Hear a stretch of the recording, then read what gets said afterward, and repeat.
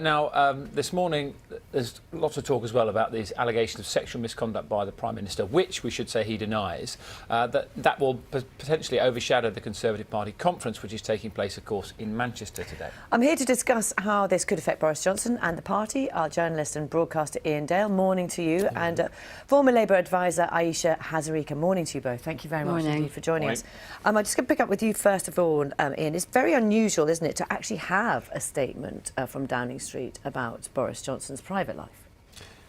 It is, and I mean it's difficult to know what to make of this because I mean Charlotte Edwards, a very respected journalist. I mean she's not going to make something up like that, and yet Boris Johnson denies it. So you think, well, where do we go from here? Because I mean it is one person's word against another. There's also it's bizarre. Also, Charlotte Edwards is the partner of Robert Peston, who's Boris Johnson's sort of interviewer of choice. So it's a very bizarre story. Do you think that, given that today was meant to be all about policy announcements, do you think that this will overshadow the entire conference from this week? Well, I think Brexit is overshadowing everything, to be honest. But I think this is a serious story. I mean, there's another twist. I've actually taken over the job that Charlotte Edwards was doing on the Evening Standard. Right. I know it's like, it's kind of, do you know her? Yes, then? I know Charlotte very well. And as Iain said, she's a very serious person. She's a very well-respected journalist. And I know who I would believe in this instant. And I think the problem is that these stories keep coming up again and again, and they kind of go to the character of Boris Johnson. And, you know, we live in a time where people don't want to rake over every bit of someone's private life, but these stories are kind of stacking up, and it's really not a good look for the Prime Minister, to be honest. Iain just said he didn't know where it goes from here. Where do you think it goes from here, then? Well, I think Boris Johnson will just keep stonewalling it and ignoring it. I mean, look, this is a man, there's a lot of questions around his private life. We don't, to this day, know how many children he has. So I think he will just carry on stonewalling this. And remember, the meta-narrative for this conference is going to be Brexit. So that's the only thing he's going to focus on. And I think, to be honest, his fans probably, it's quite Trumpian in a way. I think if you don't like Boris Johnson, you're going to be like, oh, this is terrible. If you do like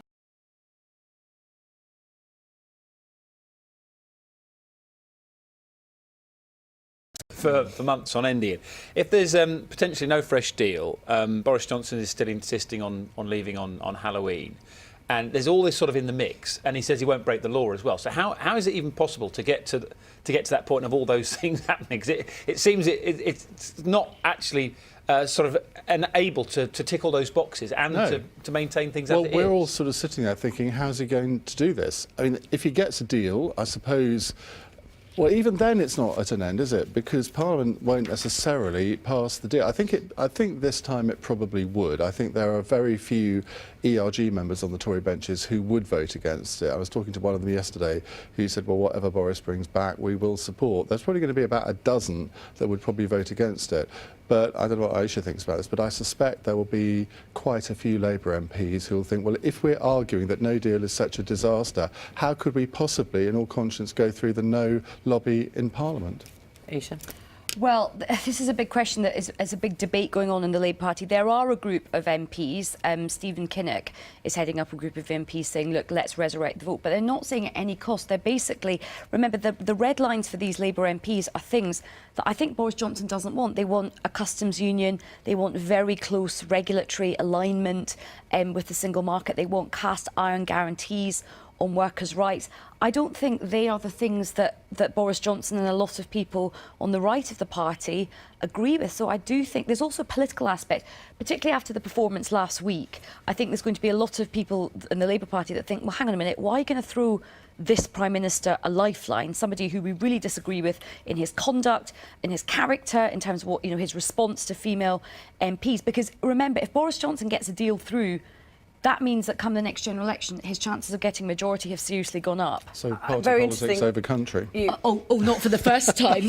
Clutching our pearls, are we at that? It's very interesting you mentioned general election because, there's an extraordinary thing, the Conservatives are here in Manchester. Meanwhile, Parliament continues continues. And there may or may not be, you can tell me, enlighten me both, a vote of no confidence this week. Well, we don't know what's going to happen. I mean, I think that there's a meeting this morning between all the opposition parties to work all this out.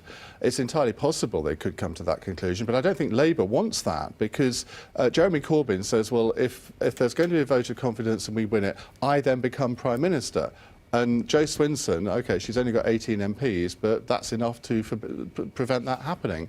So they're now talking about, well, an interim Prime Minister of Margaret Beckett, which is a slightly bizarre suggestion in some ways.